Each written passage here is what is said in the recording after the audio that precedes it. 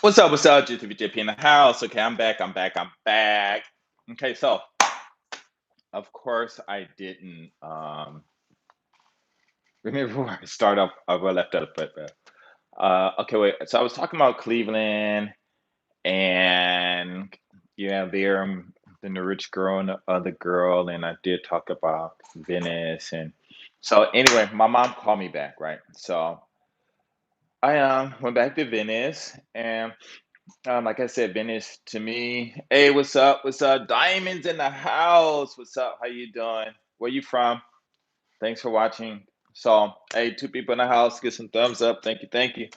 So, I moved back to Venice, and like I said, Venice to me was like almost like heaven. I didn't get into any fights with anyone. Of course, we had the little arguments and stuff, but I didn't fight anyone because, wow, can't believe that. Because I didn't get into any situations and like that. One thing didn't happen, but I said that in another video and stuff. So anyway, uh, so we're back to Venice. So what happened was we lived in this one apartment, the Lee's apartment, and next to us was Mr. Woods. He was single, older guy, and one day I'm just outside because I'm a good guy. Everyone knows I'm a good guy, and he said, "Hey, why don't you help me clean up his yard? Because me and my brother, we were cleaning up the yard, the Lee's apartment's yard and stuff. So since there were me and my brother used to do it, I said, okay, well, if my brother can do the Lee's, I can go over and help him. So I went over and helped this guy, and I cleaned up his whole backyard, his garage, the front yard. I mean, it was a lot of work. He taught me a lot of stuff about gardening, but that wasn't the first time. My mom actually taught me about gardening when we lived in Inglewood. In the back, we used to grow vegetables and stuff. So after a while, a lot of people had. Oh no, no, this wasn't after I came back from Venice. It was before I actually it was before. Yeah, it was before I went to Cleveland and I was doing it. So sorry. Let me go back. So before I went to Cleveland, I was cleaning up his yard and stuff, and he was single and stuff. And so when I went to Cleveland, because actually I didn't want to go to Cleveland because the situation happened at Venice Beach that got cleared up, but I think I was leaving too soon. So it was like 2 or 3 weeks after that situation happened, and I didn't want to go, but I didn't know how to tell my mom. Hey mom, I don't want to go back east because of this situation because she probably would slap me. And so anyway, I left, and when I came back, Mr. Woods, like I said, I cleaned up his yard and everything. He really liked me and stuff and kind of treated me like a son and everything. He taught me how to play dominoes and everything. Hey, three viewers in the house. What's up? What's up? And so he had married, got married to this other lady, black family. It was from LA. They were, wow, they were really different. Okay. And, but what he told me was, he said, hey, had you not left, I would have gave you. He said he would have gave me his house, and I was like, wow, because it was so weird. Because something told me, don't leave. Tell me, like I said, tell my mom that I can't leave now, and because he had a son, and him and his son wasn't getting along. But I'm only 19. His son, I don't know how old he was. He was older than I am, but they did not get along at all. So he wasn't going to leave the house to him. But that was after I came back. He told me this, and so like I said before. I went to Cleveland, something said, oh gosh, I hope you guys can hear me. Can you hear me? I have my headphones on. Can you guys hear me? Can you hear me? Ah, wow. Oh, you can hear me? Oh, okay, because I got my okay, good, because I got my those new iPods on or something like that. Okay, thanks. And um so after I came back, he told me he's gonna give me the house, right? It was a really beautiful house. Okay, thank you, thank you. His house was really nice, and it was like right on Broadway between Fifth and Sixth Street. He would have gave it all to me. Right now, later on, they ended up. kicking everybody out who didn't have a house, but that would have been my place. You know what I'm saying? And I was like, wow, because had I stayed, because he lived a longer time, so I would have, he would have, because I was going to college when I came back. I started going to college and stuff. So I was thinking like, wow, I'm always thinking about that. Wow, I could have had a house in Venice Beach. You know what I'm saying? Present, just being nice, right? So then I ended up getting a job working at Pioneer Magnetics, and it was a good job. I had a lot of fun there. It was a lot of foreigners there. Um, I guess, um, uh, well, I wouldn't say they're foreigner, but there was a lot of people from different countries. So it was an intercultural uh, place, and so a lot of Vietnamese, a lot of people from Latin America. I mean, South American stuff like that. So it was really cool to work with and things like that. So what I wanted to do was I wanted to stay there because I was going to become an engineer because that's what I actually taking classes to become. And the money was like $3 and something, but it was enough for me to pay for my own college to go to school, or I think it could have been $4, whatever. And then I got a promotion. I had ended up taking I was on the assembly line, just putting screws on this thing where people can use them and whatever. And it's like a cardboard box like this, and it was square like this, and it had glue on it, bond glue, and then you just put these screws in these certain orders so that the people could you give it to other people, and the people that was putting whatever the batteries and stuff that were making the components together and get the screws, so it was really cool. And then I took a test um, to get to the next promotion, next stage, which was inspection. And I got like out of 100 uh, questions, I got 99 right. So I got immediately got a promotion and stuff. And while I was there, I was doing cool and stuff, but I was doing some stupid stuff. When I'm testing, instead of doing it in blocks of fives or ones, I did it in a block of like 25 or 10 or something like that, and I missed something, and it just messed up everything. I was like, oh, I couldn't believe I was so shocked.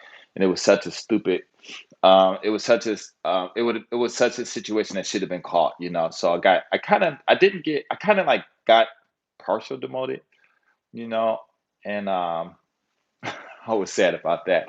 But then something came along where my first wife, me and her started dating. I think we were dating at that time, but I don't remember exactly. I mean, yeah, we were dating.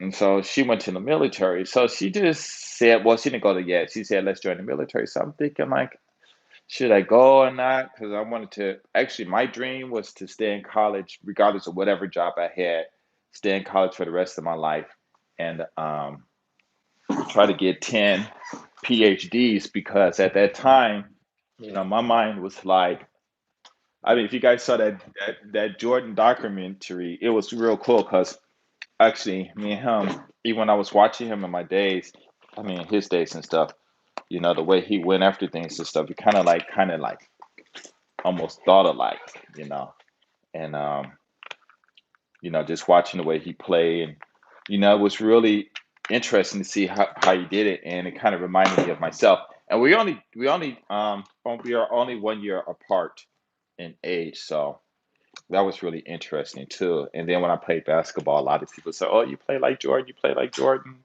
What's up? Thank you for people in the house. And but I couldn't dunk, and I was shorter than him. But I mean, I had my moves and stuff. But so after that, I was thinking, should I, stay in school or join the military? So I had a couple of things. I was working at Davy Jones Liquor Locker. That's on, I think it's Pacific Way, or it's one of those streets. I think it's, what's that street? Oh, it could have been Marine Avenue. I'm not sure, but it's like Venice Beach here. This is the water, Venice Beach, and then you have that one little street, and then I think you have Pacific Avenue or something like that. I forget exactly. And I stayed like right down the street on this one street that was right off the beach and stuff. And so the guy who owned that place back in it was like 1985 or 86, I think, when he sold it, because he was going to tell me he's going to sell it. It was a black guy that owned that, and I was like really tripping because I used to always walk by there and I was like, I wonder who owns it because it was really cool. But it was a black guy owned it.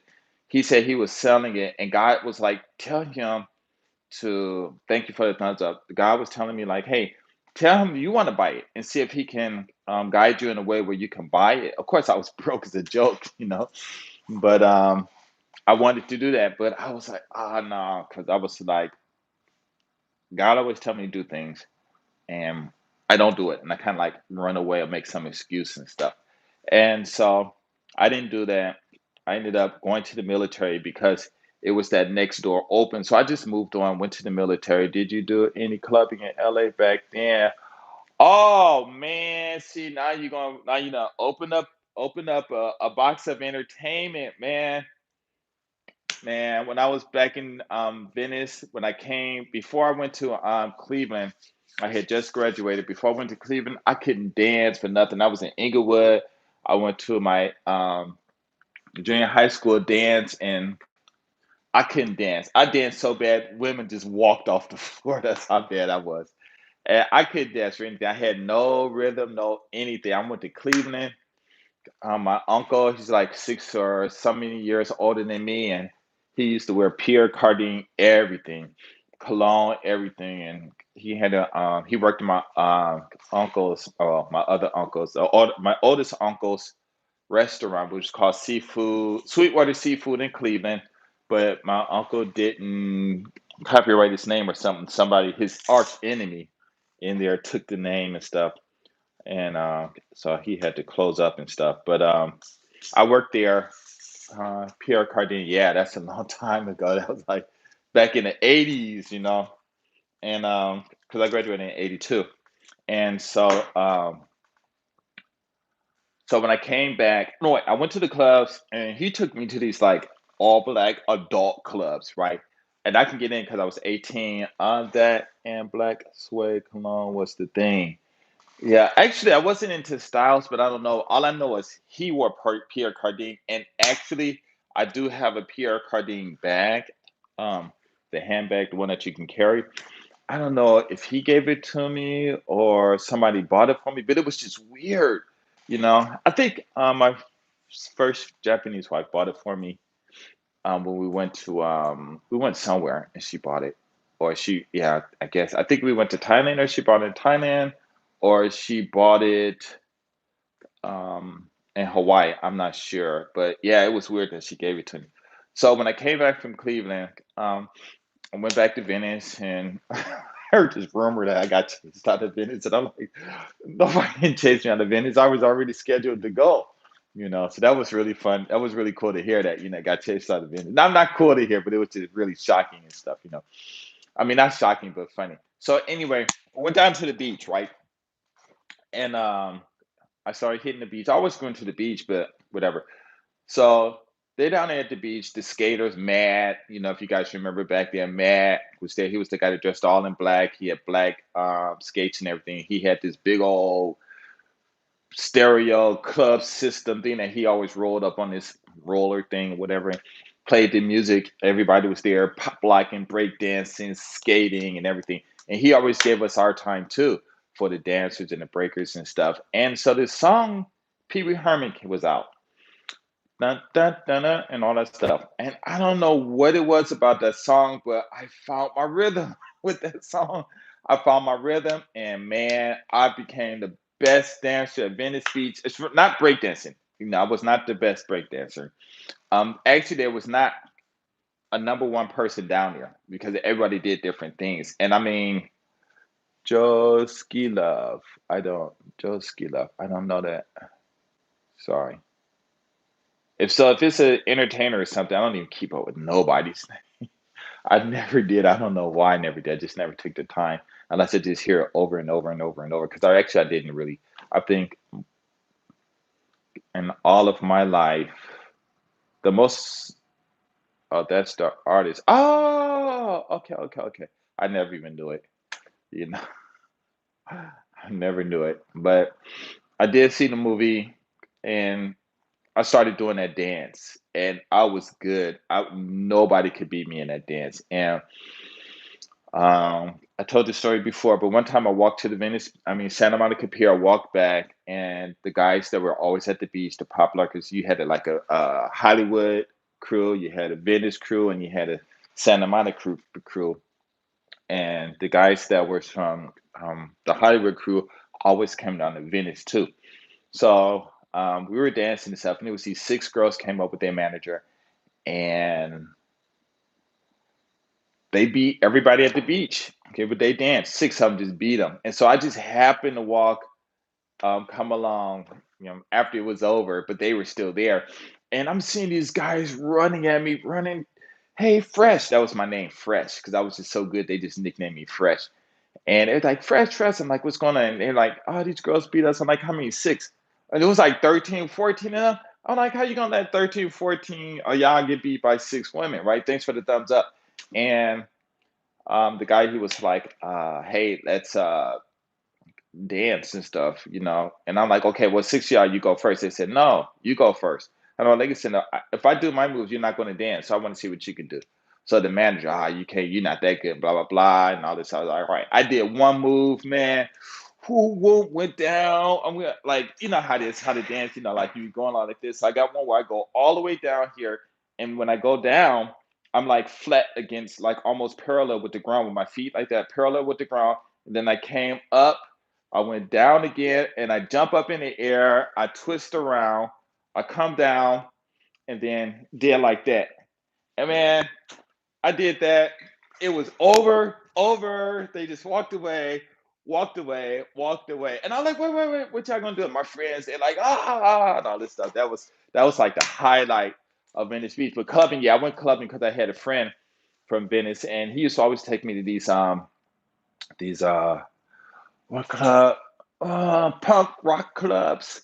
When the punk rock came out or something like that, and the women started wearing lace clothing and stuff. So he would take me to those, uh, whatever clubs he took me to those. What other clubs did I used to go to? I forget.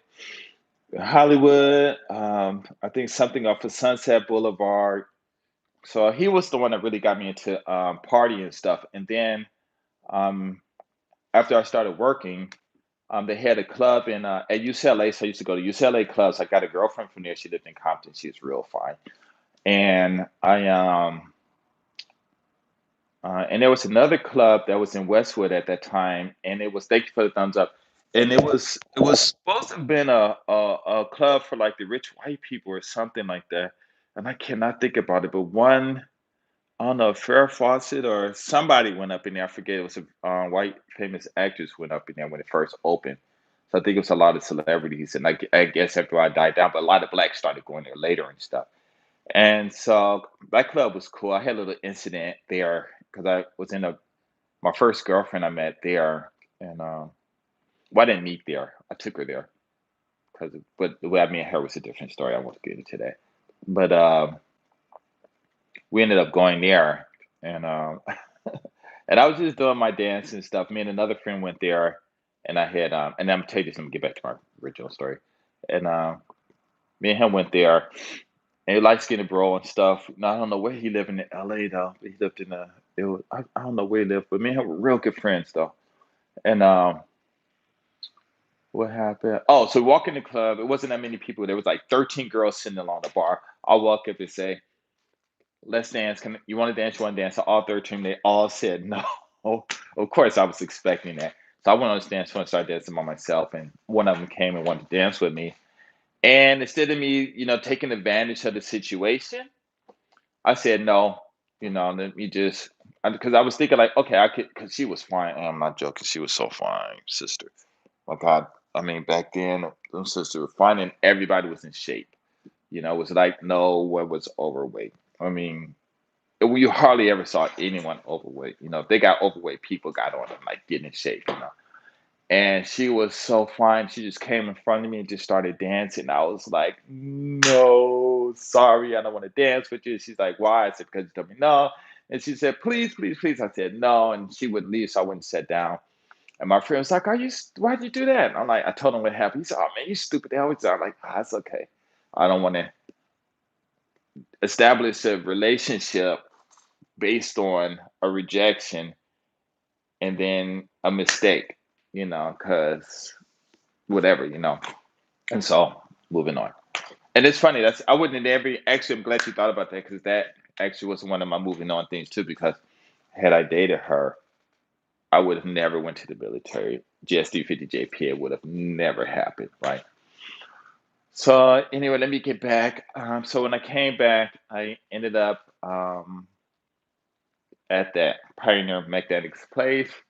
It was a good job and everything. I got laid off. Okay, so I got laid off. I think that's how I ended up working at Davy Jones Locker, which was fun. It was fun. There was a lady there. I think she's Mexican, and and back there we always say Mexican because they always say they from whatever country they're from. They always say it and stuff, or their ancestry or whatever. And she was cute and stuff. And we always went to eat some omelets. I think it was on Pacific Avenue, I think it was. And so I would walk down there and we order. They tell us when to come, we go get them and stuff. It was expensive as hell. I don't know how. Actually, I couldn't afford it, but it was good. So I ate it anyway.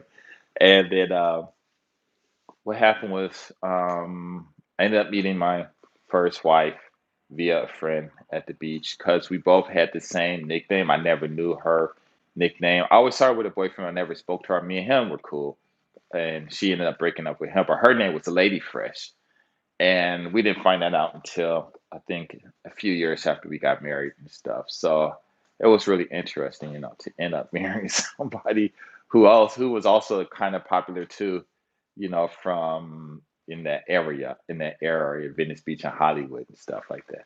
So she said let's join the military. So what happened was I went to they had this introductory thing right before you swear in and stuff. And I swear I'm sitting there and I was thinking like the guy said, "Hey, before you guys swear in, make sure because once you swear in, that's it." And I swear I was that close to just getting up and walking out because, and like I said in the other video, I had met, well, when I was at SMC, Santa Monica Community College, SMC we call it. I met while I was dating that white girl, but we were dating, but she did whatever she did. I did whatever I did, but I wasn't. Yeah, we did whatever, but I don't know how we ended up staying together like that. We were like real good friends with. I'm not sure, but it was this one girl from Tibet, and she lived up in Malibu, rich. She was real cool. She came to me, wanted my number. I didn't want to give it to her because we were in class and stuff, and I had no interest in Asian women, not because I didn't like them or anything. It's just that, you know, I'm black, and we got our own beautiful women, at that time. So I was dating this white girl too, but but then maybe I was dating her because growing up in Westwood, and hanging out, went to go to school in Bel Air. I mean, not in Bel Air, yeah, Bel Air, hanging out Westwood, Brentwood, all those rich areas and stuff. So, yeah, maybe that's how that happened. But this that girl, she kind of forced her way onto me. We hanging out and stuff, and she wanted to marry me. Like I said in my other video, she wanted to marry me. She had already told her um, father about me, and he said that it was okay we get married and all that stuff. And at first, I was thinking like, I wonder if she's joking, but really, I was broke. You know, too bad she had to. Oh man, she was fine. She was. We were like, she was a year older than me, so I'm thinking I was 20, she was 21. Um, oh man, she was beautiful and still a virgin too. And I was like, because one day, after I gave her my number, the next day or the next class, because I went there twice a week because I had two classes and stuff, and so I saw her, and so I tapped her on the shoulder like that. Man, she turned around and I'm getting ready to tell you how I messed it up. She started yelling, "Don't you touch me!" Blah, blah, blah, blah. And if you know anything about S&C, the cafeteria is like huge, it's like a gym. You can play basketball. It's like real big. And I'm like, whoa, so I'm all tall, she kind of short and stuff. And I'm like, whoa. So I go to the other side, and the next week, no, no, I went to the other side next week. I went to the other side. I mean, so I left the cafeteria because I would stay there. I didn't stay that day. But the next time I went there, and she came and tapped me on my shoulder. I looked up and I said, "What's up?" you come back to yell at me some more. She said, no, I'm sorry about that. No, I'm a virgin and nobody really never touches me. And I was just kind of shocked and stuff. And I'm like, okay, whatever, And we started hanging out. And when she started telling me that, I'm thinking like, I wonder if she really is rich enough. But it was real cool because she'd always take me home. She would invite me to go to these nice restaurants, but I couldn't drink. So, um, so a lot of the restaurants that she wanted to go to was off of San Vicente. What's that place over next to Brentwood? You have Santa Monica, Wilshire. So Brentwood was like in this area, but it was another one up in the hills. Gosh, I used to go up there and play basketball. It's not Brentwood. Gosh, I wish I could remember the name of it, but it was a really famous. What's his name? Chris Brown lived up there when that girl tried to say when he got stopped outside his place, with the gun or whatever and that stuff. What was that place called? But I used to always go up there and play basketball. Really nice, really rich area. So anyway, I don't even know why I brought that up. But anyway, so I'm thinking to myself, is this girl really serious? She got his parents. Her father said he's gonna, if we get married, he already said we can get married. I never met the dude. Uh, she said that anything I want, my education, he'll pay for everything. Whatever business I want to get into, he'll pay for everything. So I guess she must have been his baby. And so I'm thinking to myself, is this real? Man, she taking me to this what is this thing called? This what's the thing called? This car wash that was there since I was like really young in Venice. And we used to always walk by it because we always go to the marina and stuff. And they had the TG. If you didn't know anything about Marina Del Rey off the 90 freeway, I think it is. They had TGFs and they had a club over there too. I did go to that club, but it was nice, but it wasn't my type, so I left. I did go to a black club. I think it was the one that was off of right down the street from LAX. And I walked in there, and it was almost like being in Cleveland. Everybody in their suits and stuff, And I'm just not like that. And I'm just in there watching these people. I'm like, wow, this is like a whole this black culture is like alien to me. I'm like, well, let me get out of here. So, I didn't even stay long. So I just left and stuff. So I never actually went. And I went to another club somewhere too. It was this marina. I think it was by some river or something. I forgot, but I don't know where that club was, but I went there, man. It was like everybody, they brim hats, the women in there, just thick, little sisters in their dresses, thick old legs, a bar and everything. And I forgot the name of it, but the dance floor was actually on the stage. So I'm up there dancing by myself like I'm at Venice Beach and stuff. And they all looking at me like, who the hell is this motherfucker? And so I went and sat down at the bar and stuff. But anyway, what happened was um, she verified it because that car wash place was hers and she went there, got the money, and I was like, "Whoa, is this yours?" She said, "Yeah." I'm like, "Holy shit, she's real. This girl got some money like that, right?" But like I said, I was still dating a white girl at the same time, and she was in love with me and stuff, and I just went into the military. That's what happened. I just went into the military, and I never told the girl. I'm sure she probably knew I didn't have a lot of money and stuff, whatever. But I did pay my own way through college and stuff. And I just bumped out, you know. And when I came back after 3 years or something, I went back and the guy he said that she was still calling me up to 2 years after I had went to the military. And I was like, wow, this girl was serious. I felt so bad about that. You know what I'm saying? Because I guess she really was in love with me and didn't want to marry somebody and stuff and maybe just do that. But, you know, I guess that's the Asian thing. Even here in Japan, these women get early, but I mean, yeah, I guess it is the same. And they get married early, but blacks, I'm thinking we got married in our 30s or something like that, or no rush or whatever, So I ended up going to the military, and me and her ended up, my girl ended up getting married and stuff like that.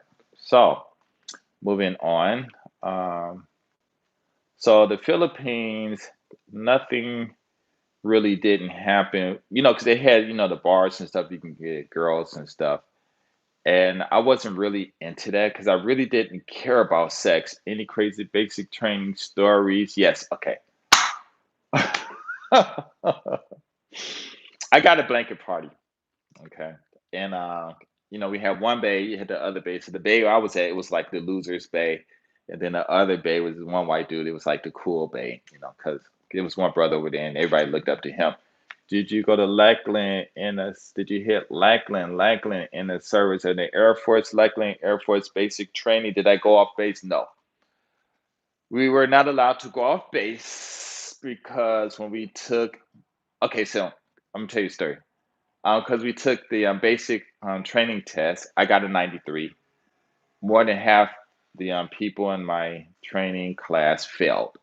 I think the highest score after me was I got a 90, I think 90, and the next highest score was like base barely passing. Was it 65 or 70?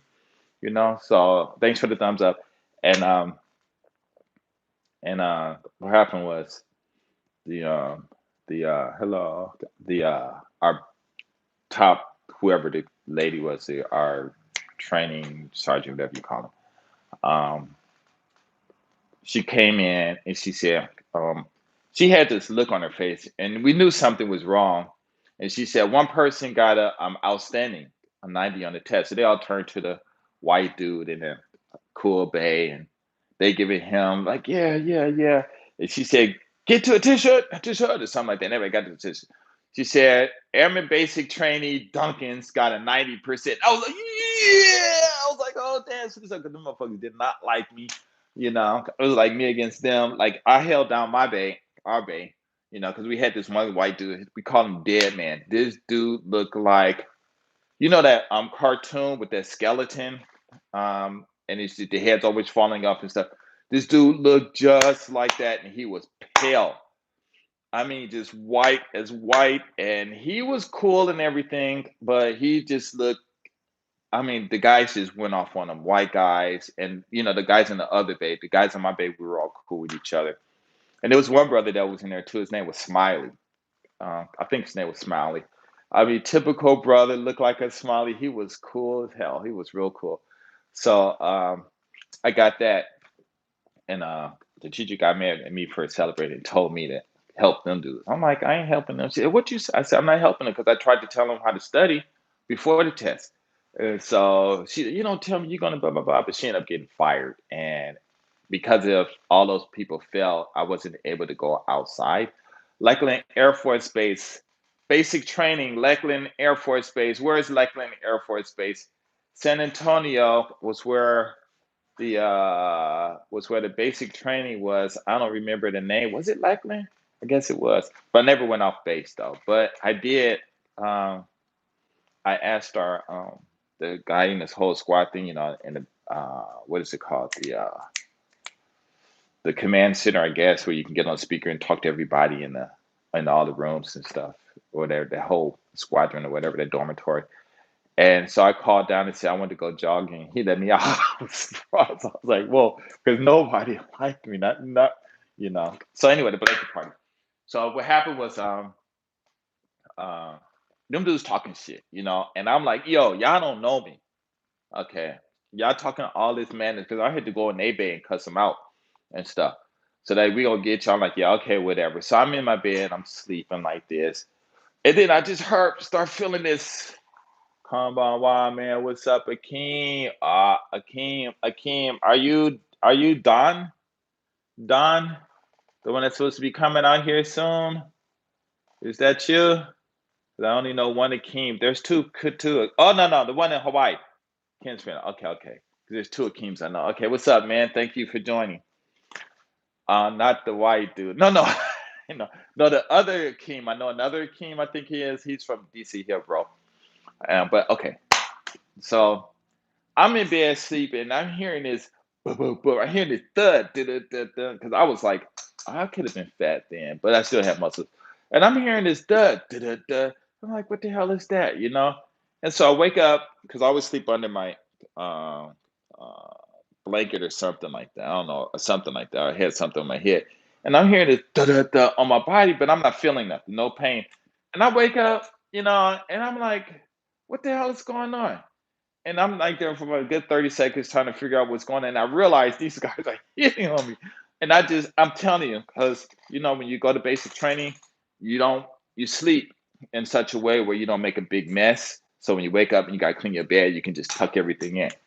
I just boom, just like that, straight up. Oh man, I'm gonna tell a lot of power. Boom, I hit somebody in the jaw, bop, right in the jaw. I knew it was the jaw. But when I hit it, it gave some resistance and stuff. And then by the time I got up, I jumped out of that bed, man. I ran over in the bed. Them motherfuckers was back in their bed like that, man. I swear no one was moving. No one didn't say a word. It's like a cartoon thing. You know what I'm saying? And you know how it is where you watch what's that one movie? Uh, the one brother, the one skinny brother who was a basic trainee, and I can't think of his name. Gosh, but anyway, any kind of military movie you saw where everybody's in there talking and somebody walked in, everybody run and jump in and pretend like nothing was going on. Man, I walked in there, it was like that, man. I said, "Oh hell no, y'all motherfuckers gonna get me a blanket party? What the fuck? Who the fuck did that shit? I'm right here by myself, motherfucker. We can fight right now." All y'all motherfuckers, it had to at least be 5 people. I said, "We can fight right now, motherfucker. Get up. Who did it?" Them motherfuckers, it was like you could hear mice pissing on cotton. That's how quiet it was. Man, I was like, all right, y'all motherfuckers think y'all slick, but somebody got popped in the jaw. When I wake up in the morning, I'm gonna find out who it is because they're gonna have a sore. Because I hit that motherfucker. Man, I woke up in the morning. I don't know what that person did at night, but no sore, nothing. I looked, I went over and I said, yeah, okay. I said, why y'all gonna do some shit like that? All 24, I think it was like 24 of them. I think it was like 12 to each bay or something like that. And or 12 to each bay or 24 to each bay, I don't know. I said, I went over there next month. I said, what's up with y'all? I said, oh, y'all motherfuckers gonna give me a blanket party. But here right now, come on, let's fight. They all like, I'm like, what? And there was this one brother, man, he was like, I didn't like him. I said, what about you? I said, I know your ass was in there. I said, I ought to come in there and kick your ass. I said, what? What? Stop mama. What you gonna do? I'll come on, whoop your ass. You ain't gonna do shit. Matter of fact, I should whoop all y'all motherfucking asses in here and shit. Not one of them stood up. Not one of them said a word. After that, I told the brother, I said, see, that's why black people don't can't get along and shit because of people like you. That dude went and told on me. I didn't get in trouble, but it was like the white lady. It was like before we took the test, and she was like saying, Aaron Basic Dunkers, come here. And I'm in there, I'm saying this and I got a complaint about you. And I'm like, what did I do? Because I didn't do anything. She said, I got a racist complaint about, yeah, no joke. The brother told on me. She's, I got it is crazy. She was like, I got a complaint about you being racist. I'm like, I didn't say anything to these white people. She said such and such. This and nigga. I'm like, huh? He said, yeah. She said I made a racist statement. Yeah, man. He sold out like that. He said I made a racist statement to him, and I'm like, how could me saying that's why black people don't get along is a racist statement? When I'm black, I don't get it. And she's trying to hold her laugh back. I'm sorry, spitting. She tried to hold her laugh back, and I'm like, she said, I don't want to hear anything about that again. Don't you ever do that again. All right. I go, yes, ma'am, give her a salute, whatever, and walked out. And when I walked out, because you had to walk out of their bed, I looked at that dude like, oh my God. I'm like, are you? And I'm thinking to myself, are you serious? And so, but after that, the dudes didn't bother me anymore. I wasn't a king or anything, but we did have this one guy, a white guy in our group, and he was like one of the pretty white boys and stuff. And if any of my white friends watching this, I'm just talking like I talked back in the days. It's nothing racist or anything like that. It's just, I'm not going to sell out and start talking about the way y'all young kids talk about now, because as far as I'm concerned, you guys lost the ball, fumbled the ball, and ain't picked it up yet. Especially because a lot of you guys out here have problems with these women. Well, you know, like, you better off just going back to college and making $1 million and traveling the world. I got to do something real quick. Hold on. Okay, I have to. Yeah, I have to do something. So I'm gonna cut. I'm gonna stop it here, and I'm gonna start again because it's 39 minutes anyway. So I'll be right back. I gotta do something. I'll be right back. I mean, literally, like right back. Oh man, I gotta put some keywords in my other video.